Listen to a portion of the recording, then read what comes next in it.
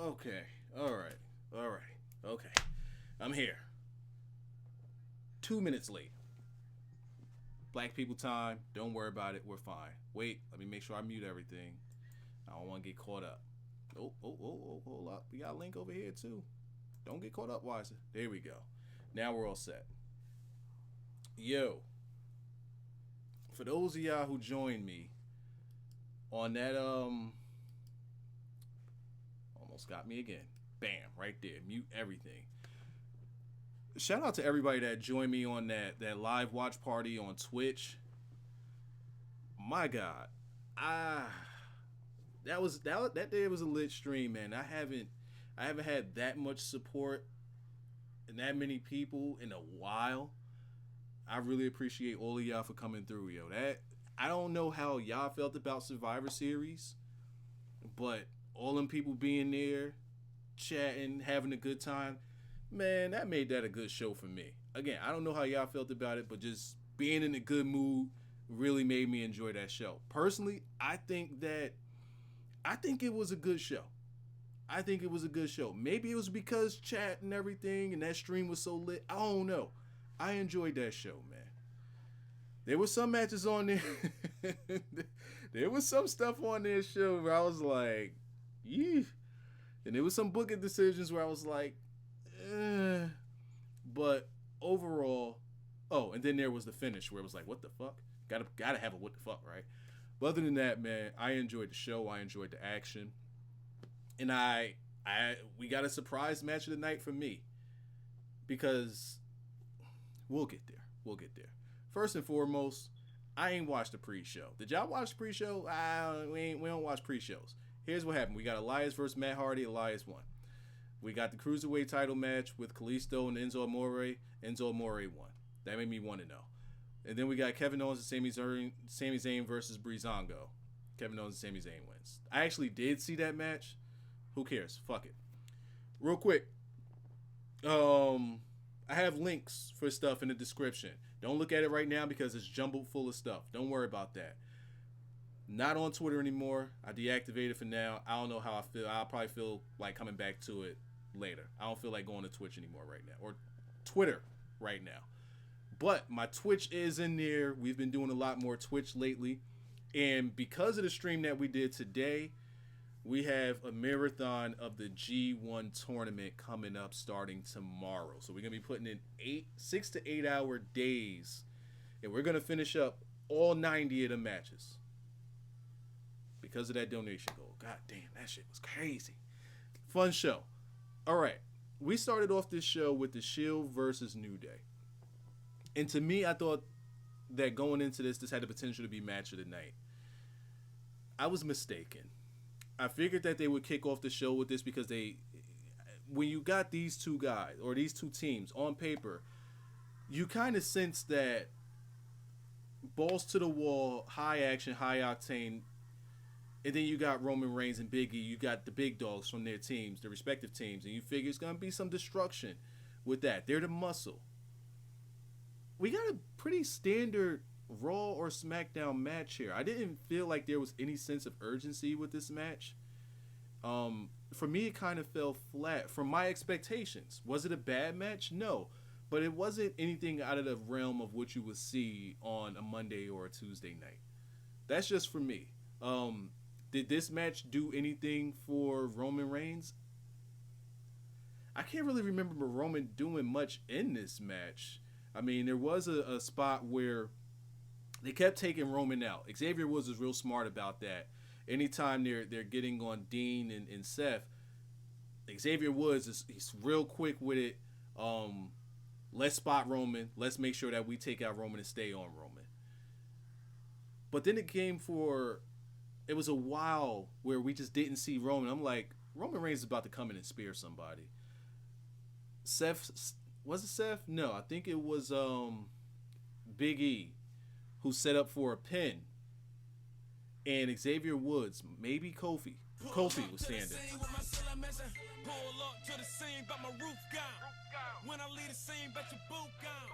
Kofi was standing there. He caught that spear because they tried to keep Roman off camera, but just at that last second, they showed him on camera getting ready for it, and he broke up the pin by spearing Kofi onto the pin. Everybody laid out. I just did not care for this match, honestly. And you guys let me know. The comments is right there. People that are watching this on the post, they can see what you guys think in the comments. How did you guys feel about this Shield versus New Day match? For me, it was a disappointment because I felt as though it could have been the match of the night on paper, and it just under-delivered for me.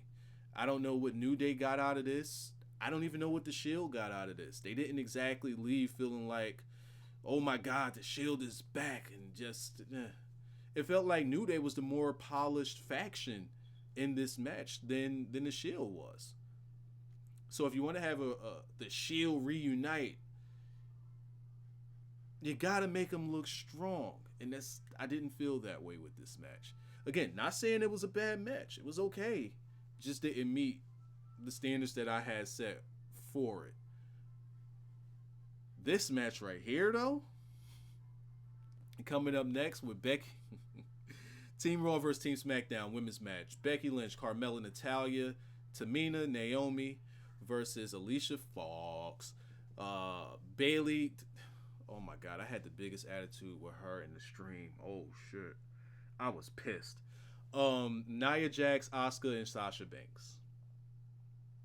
Before this match, Stephanie gave them a pep talk, a very, very specific pep talk where she gave everybody how she wanted them to perform. I believe she started with Asuka, then she went to Sasha, then she went to Bayley, then she went to Nia Jax, and she went to Alicia Fox. But when she went to Bayley, she just straight up said, Bayley, no hugging. just no hugging. None of that. And the first thing that Bayley does when she comes down to the ring, she's hugging. I'm like, what? She's hugging Sasha. She's hugging Alicia Fox. She's hugging girls in the stands. She's hugging everybody. Asuka comes down. Well, Asuka came down later. Asuka came down. When Nia came out, they ain't want to hug Nia. They just left her alone. They ain't even look her way. When Asuka came down, then they did a 5-chick group hug. I'm like, no. Are we ever going to be able to take Bayley seriously? She just told you no hugging. And you do a whole team hug. Just no. It pissed me off. It did. But that's her. And we seen how they treated her in this match because they didn't give a fluff about it. By the way, there was a point in this match where we got Samoan versus Samoan. A Samoan versus Samoan stare down with Tamina and Nia Jax. Two women that the WWE couldn't care less about. Two women, if booked correctly, could actually mean something. And they gave him a face-off. And they gave him time. Did they do anything special with this time? No, but they gave him time. And I'm just sitting there wondering, are they doing this for any reason besides them being Samoan? Like they just wanted a Samoan face-off? Is that what we were going for? Because it was meaningless at the end of the day. And the moves that they did, weak. Speaking of weak, Alicia Fox. Holy shit. Here I am praising her thinking like, oh, maybe there's a chance that they're going to give her a push out of this because it felt like they were pushing her. Her character is fun to watch. She's a very fun to watch person. A lot of energy. And from what I've seen her do in a couple of NXT matches that she had, she can perform. She's okay. She's fine. She had a match in NXT where I was like, damn, she's actually good. And then we got tonight. And I said, holy hell, what was this? This was the sloppiest this was like Kelly sloppy. This was bad with her. Missing spots. It got to the point in my chat where they're calling her Alicia Botch instead of Alicia Fox. She was bad. She was really, really bad. She's supposed to be running ropes. She's running. She gets near the ropes and stops and runs back. Like, it was painful to watch this. To watch her. And I don't want to blame it on who she was in there with, because she was in there with Naomi. But I'm not gonna blame it on Naomi because Naomi's fine. Alicia Fox just needs to slow down, and she needs to. I understand she's wrestling a character where she's being crazy, but she doesn't have to wrestle crazy because it just looks terrible, absolutely dreadful. Bailey was stupid, as you would expect. She was getting beaten down by, who was it? Tamina. She finally gets the upper hand, gets Tamina over into the corner, and tags in Asuka. Personally, I thought that was too early to tag in Asuka. I thought that Asuka should have been sitting in her own corner, looking like Jiren with her legs crossed, meditating. Leave Asuka alone. She don't need to be cheering for nobody. She don't need to be watching nobody. She don't need to be involved with nobody.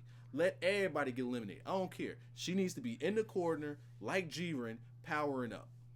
That's not what they had to do. She tagged in. She kicked the shit out of Tamina a few times and then tagged right back out. Bailey tagged herself back in. I'm like, what the fuck you do that for?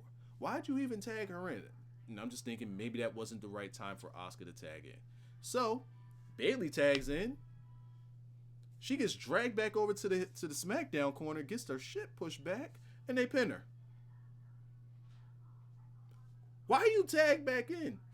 Like, they're never going to do anything with Bailey. They're never going to do anything with her. Let's just get that out of the way. They're going to do nothing with her. So I've talked about everybody on Raw except for Asuka and Sasha. Becky Lynch, she got eliminated ASAP. Carmella, I don't even remember her elimination. It's probably meaningless. Naomi, she got treated like trash in this. By the way, her entrance though, if somebody could send me, I don't have Twitter anymore, but if somebody could find a way to email me my reaction and what I did with Naomi's entrance, that needs to be on the screen, just like all right here. That was a good entrance for Naomi. That little crawl and twerking that she was, man, you need to see it. Yeah, I'll show you Naomi. I'll show you her later. Damn, Naomi. She always sidetracked me. I'm sorry. The final two saw Sasha Banks and Asuka versus Natalya and Tamina, which I was okay with. You got muscle and you have a smart wrestler. Sasha Banks was meaningless. She was completely meaningless in this entire match. Let's act like she wasn't even there. Asuka. Here's what I don't get with their booking of Asuka.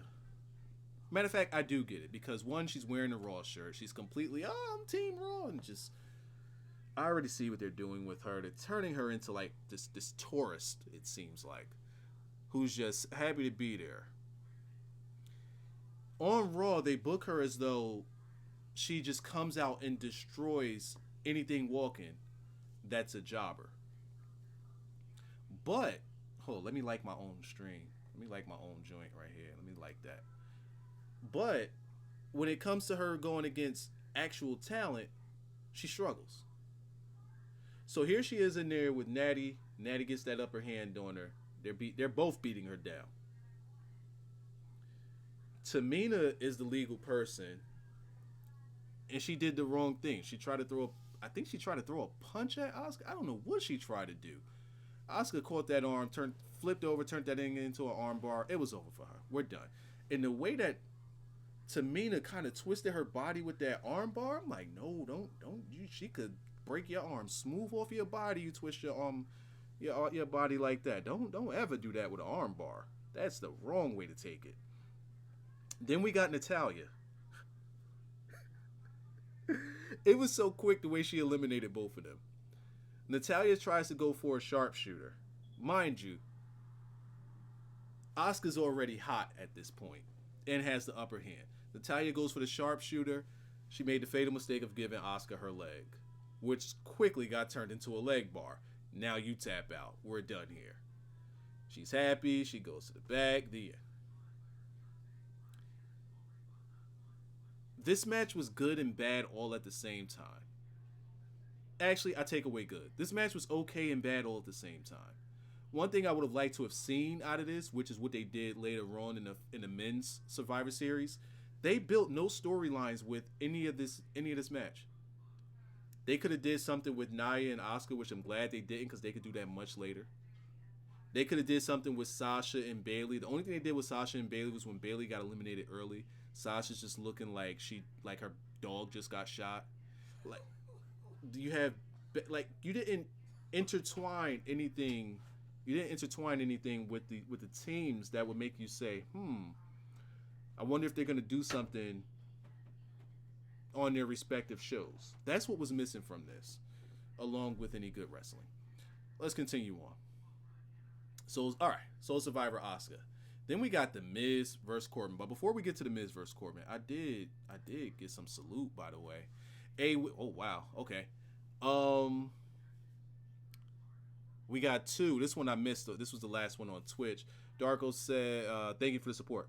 Darko says, "So we doing big ass mixed strong tits versus Triple H now?" Okay, we're getting that match. Yes. We'll get there. A Wiggs, thank you for your support as well. Sup, Wiser. The AJ Brock match was good, but the ending to the show made no sense for me. I'm gonna make it make sense for you. Don't you worry. Miz versus the Baron and the Corbin. This match for me, I don't know if it started off slow. I just did not care. I did not give a single fuck about this match. Going into it, watching it in the beginning, I didn't care. Even the stuff with the Maryse on the outside, with Baron Corbin getting in her face and Miz getting mad, and I didn't care. But somewhere down the end of this match, it started to turn for me. Now, I had Baron Corbin winning this thing, but it felt like, going into this, you would think that Miz would be the babyface because of the crowd reaction that he gets. But it felt like Baron Corbin down the stretch was working more babyface than Miz was, which was kind of odd. Of course, he had to defeat the odds. The funny part was when you got Curtis Axel out there with this neck brace on. It's a red neck brace. So I'm guessing that the joke on there is that he's a redneck. I get it. He got punched in his throat for his troubles. Wearing a neck brace, get punched in your throat, you're done. Then we have, who was that? Bo Dallas, who gets tossed into the ring because Baron Corbin's tired of looking at him. Gets tossed into the ring, hits him with the end of days, you're done. But you're focusing on the wrong people. Miz comes up from behind them, gets him around, kick, Miz DDT, kick out. Like, that's not going to be enough to end Corbin. And from this point on, I felt like we were watching like two mid-card champions actually going at it. Like, they kind of felt like champions at this point. And it really picked up big time. Anyway, Miz saw the end of days. What's that? What do y'all hitting me with on Discord? What do y'all want? What do y'all want on Discord? What is this? What is this? Timestamp the VOD for Naomi reaction. Well, that's on Twitch.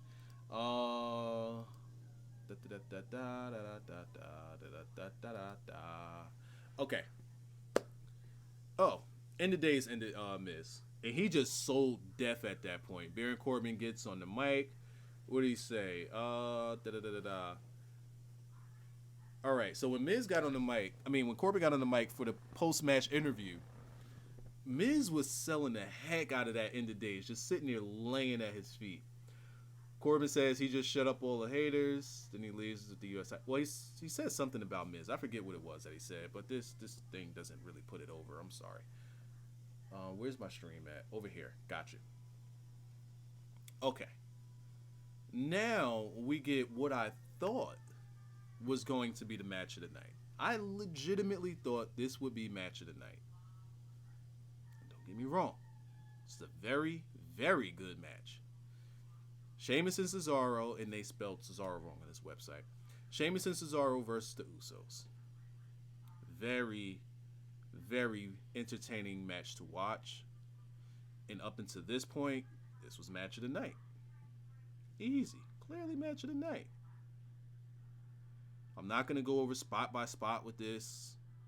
I'm just going to say it's one of those matches where I say I would do it no justice by talking about it. Just tell you if you missed it, you got to go back and watch it. just going to say the Usos won, and I'm going to bow out of that. It was a really fun match to watch, really entertaining. Just go watch that one. Just go watch it. Alexa Bliss and Charlotte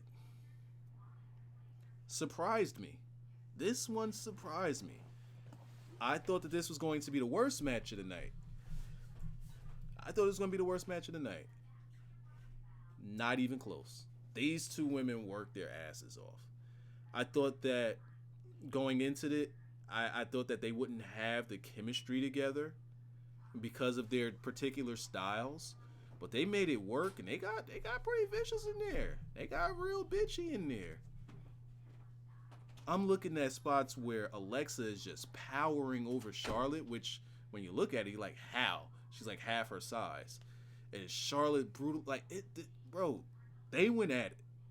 This was another match that felt like two champions going at it. It got to the point where in my stream, someone said they're booking Alexa like, I think he said like Hulk Hogan or something like that. They're protecting her like Hulk Hogan. They are protecting her, but she's living up to her. She's pulling her in. She's putting in work. People say they don't like Alexa's ring work. They don't like.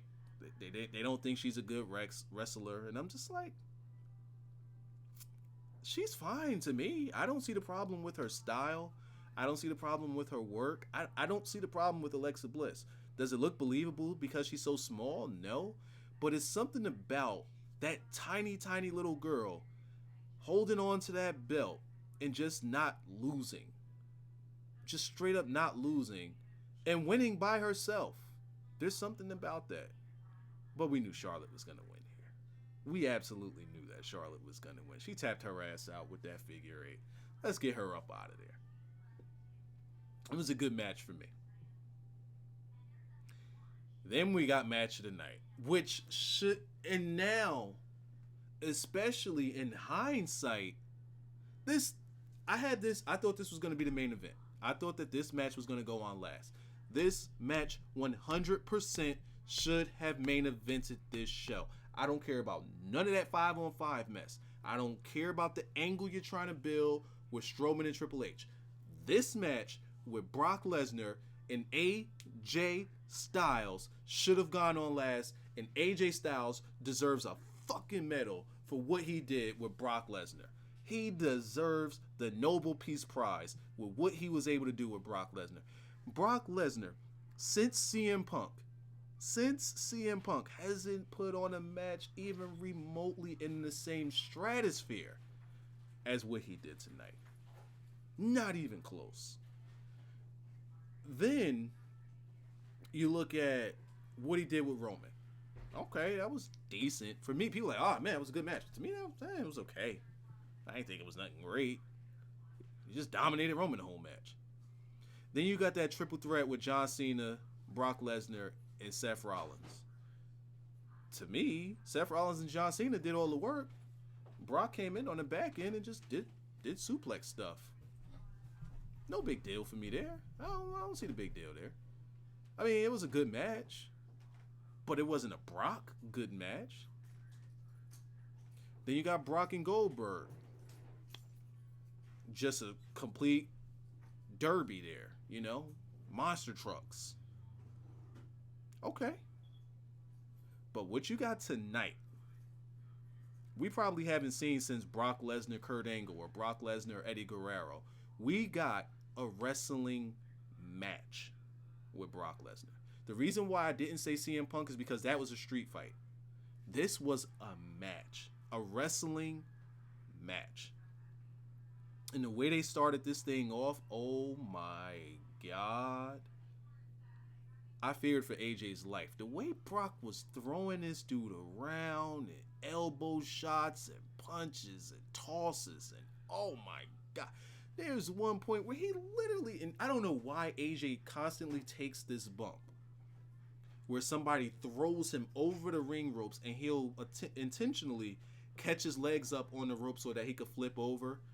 And when he does it, he always hits on the apron before he hits on the mat. He does it all the time, and it looks like it hurts bad. And I'm just like, man, Are they going to kill AJ? But then it turned. And AJ started working that leg. I said, all right, let's see what we got here. And Brock's trying to fight back, but AJ's smarter than the average bear. This is why I say AJ's the best wrestler in the world. AJ can put on a good match no matter where he goes. His stuff translates. And if you could do that stuff all over the world and then do it in WWE, where they don't focus on good wrestling and still get his stuff over in WWE, I look at an Okada who everybody is saying is the best wrestler in the world, which storytelling wise is perfect. Ring work is pristine. But can he translate into WWE? That's where I got to put AJ at the top. If you give me Okada versus Brock Lesnar in WWE, you give me AJ and Brock Lesnar in WWE, give me AJ and Brock Lesnar 10 times out of 10 over Okada and Brock Lesnar. Make that 9 times out of 10 because I at least want to see it once with Okada and Brock Lesnar. AJ Styles is the best wrestler in the world.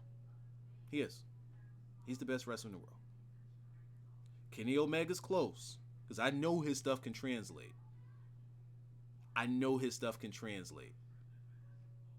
But he's just now getting into that very, very serious thing, you know, and now he's starting to wrestle those heavyweight guys. So we've seen AJ wrestle heavyweight guys for years now, whereas Omega's just getting into that realm. So that's why I held AJ above Omega. AJ Styles wrestled extremely smart against Brock Lesnar, which is what you have to do. You use any advantage that you have to soften that guy up. You have to. Forearms to the outside. Springboard forearms to the outside. Throw him into steps. Get him back inside. Work the legs. There was Pele kicks all over the place. There's one time where Brock's just crouched over because he's in pain, and AJ's just laying on the mat, and he just gets on his knees and just delivers a roundhouse bison kick to fucking Brock's head. I'm like, God damn. Putting in work. Putting in the finest. If I could take this from Nappy, putting in the finest of work. And Brock Lesnar sold for this kid. This kid, he's old. Brock Lesnar sold for this guy. Brock doesn't sell for everybody. Brock Lesnar sold his ass off for AJ. Because the stuff that he did makes sense. It just makes sense. Everything that happened in this match made sense. And anytime AJ was off a beat, Brock capitalized on it. Because you have to be 100% on key and on point with Brock. Because you know, the story that they're building for Brock going into WrestleMania is one F5 is going to end it until Roman Reigns kicks out of it. Everything about this match made perfect sense. And if I would have to give a match of the year so far in WWE, it's going to be one of those Usos and New Day matches. But this one's right here, bro. This one is right here in WWE, not in the world, but in WWE. Easily match of the night, without a doubt, match of the night. I came into this thinking that there was a possibility of it being a squash match. Excuse me, and then I flip flopped on it because I figured they respect AJ enough to let AJ go out there and perform. Plus, it's a big pay-per-view, so you don't want to have Brock just have a meaningless, worthless match. Plus, you don't want to bury your other champion. AJ needs to be rewarded for what he did with Brock tonight. They need to let him keep the title. No reason in giving it back to Jinder. No John Cena 17 at WrestleMania. We don't need none of that. I want to say give us AJ Styles and Nakamura at WrestleMania, but the way that they did Nakamura tonight, I don't know. AJ needs to hold that title at WrestleMania. He absolutely deserves it. If there's anybody in the entire company that deserves it, it's AJ. Simple. It's AJ. He takes what WWE gives him to work with, and he makes the best out of it. Sure, we can see other guys in WWE that can put on matches like that, like a Seth Rollins, like a Kevin Owens, like a Sami Zayn. There's tons of people in WWE that could put on great matches, but they don't take what WWE gives them and make it great. AJ takes what WWE gives him and makes it great. He needs to hold that title into WrestleMania. There's no doubt about it for me. Motherfucker gonna win Wrestler of the Year again. It's crazy. All right, then we get to the main event. And the most head-scratching, what the fuck, how did we get here, ever. I don't understand this. Okay. I don't understand the end. I don't understand the end. Big cluster. Also, where was Jason Jordan? What? All right. Kurt Angle, Finn Balor, Samoa Joe, Braun Strowman, and Triple H versus Shane McMahon, Randy Orton, Bobby Roode, Shinsuke Nakamura, and John Cena. And out of all those names that I named on a SmackDown team, Randy Orton is the youngest one on the team. That's crazy. How is Randy the youngest one? How is he the youngest? That's crazy. That's crazy, yo. All right. Braun Strowman started this thing off. Hold on, let me see. I'm going to actually read some of this. Braun Strowman from behind to start things off. Then Strowman grabs and throws him across the ring. Shane tags out to Randy Orton. Okay. Samoa Joe gets tagged in. Orton and Joe go at it. Then Joe drop kicks Orton.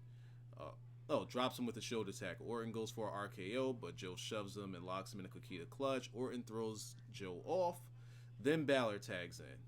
All right. Here's where things got interesting. Because when Balor tagged in, Nakamura was just instantly like,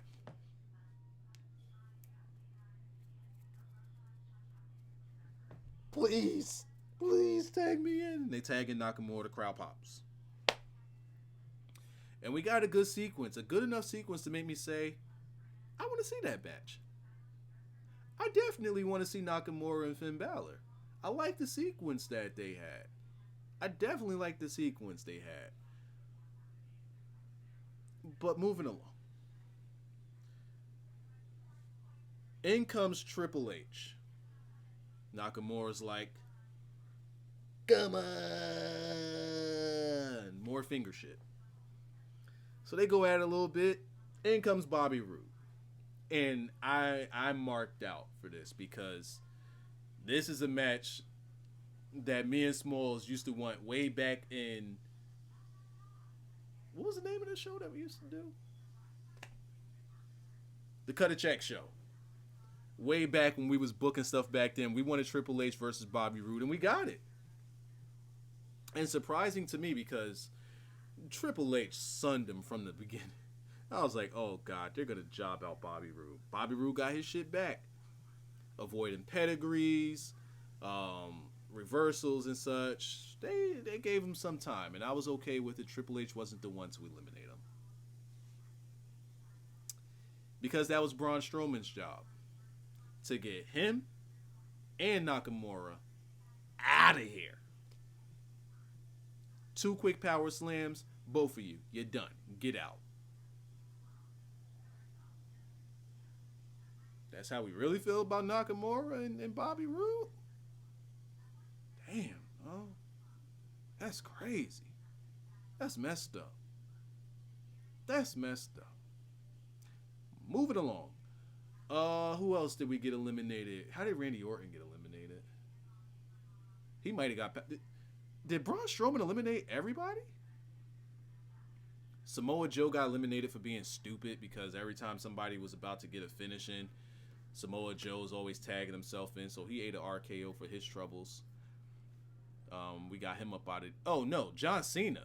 It was... Oh, I forgot Cena was in this match. I think we're better off not seeing John Cena ever again. He feels completely out of place. He feels like he doesn't belong there. I do like the way that they got Cena out of there though. It was, let me go back up here. Who was it? Kurt Angle. We got an Olympic Slam, which I believe Cena kicked out of, or it was broken up. It was broken up because then we got a coup de grace, and then we got another Olympic Slam, and that got Cena up out of there. By the way, Cena comes down, no team unity, no team spirit whatsoever. He comes down wearing lime green, whereas everybody else is wearing that bright blue. Why is John Cena here? I have no idea why John Cena's here. He's got to go. Anyway, let's get to the part where everybody's like, what the fuck? Why? Shane is the sole man there. And on Raw, we have Triple H, Kurt Angle, and Braun Strowman, who got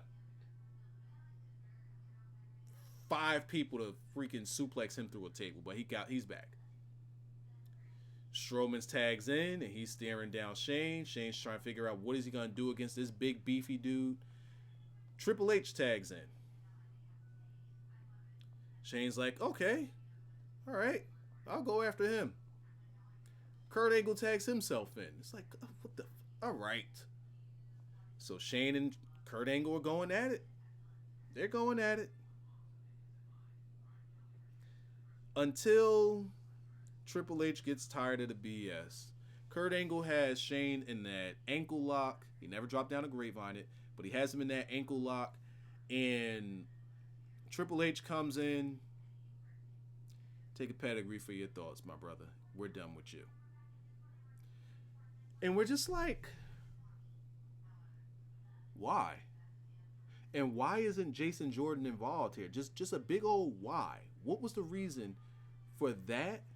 And why no Jason Jordan?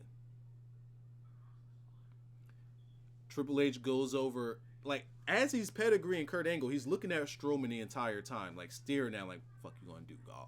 What you gonna do? But then you have him get into the side with Shane, and everybody knows that the kick to the stomach and the pedigree is coming. And he obliges. And then he pins him, still while looking at Strowman. And I'm just like, what the fuck is this about? Why are you looking at Strowman all crazy? What Strowman do to you? Now, from the look of it, just by watching it, you're like, I still don't know storyline, whatever. I don't know why Triple H is staring at Strowman. What beef do you have with Strowman? It made no sense to me. But if you're a real ninja, you look beneath the underneath, and it's simple. They didn't have faith in Braun Strowman versus Kane. So, in order to avoid that, you need a better option. In comes Triple H. He's the substitute for Kane. That's going to be the better matchup. Braun Strowman versus Kane at whatever pay-per-view might be coming up. Triple H eliminating Kurt Angle, I don't understand what that has to do with anything. Hopefully it's not setting up for any WrestleMania thing, because I want Kurt Angle versus Jason Jordan. And then I want Shane versus Triple H at WrestleMania. Let those 2 matches be separate. So we're going to get Triple H and Strowman now. But just the setup of it didn't make sense to me. It just flat out didn't make any sense. I don't get it. I really don't get it. Huh. Anyway, afterward, they win. Afterwards, Braun Strowman power slams Triple H twice as they go off the air. I want to say this again, and I know that we're not going to get this turned out tomorrow on Twitch, but I want to thank everybody who came out tonight for that live watch party. I want to thank everybody that came out and supported that stream with the donations and the subs and everything. Y'all made tonight a very fun night for me watching this show. Again, I don't know how y'all felt about Survivor Series, and I personally don't even want to rate the Survivor Series because it was just fun to watch because it was a fun stream. Shit was live. That stream was lit. I had more people in there than I have here. Double what I had in that live watch party. If you're new, subscribe. I currently don't have Twitter, but I have Discord. If you want to reach me, you can reach me in Discord. The link for that is in the description, as it's in the description of every one of my videos. Thank you, everybody, for coming out, showing your support, hanging out with me this Sunday night. I'm hungry. I need to go F off now. I'll see you guys tomorrow. Midday, we got a long day tomorrow. We got some G1 to watch. I'll see you out there. Drop a like on the video on your way out, by the way. Bye.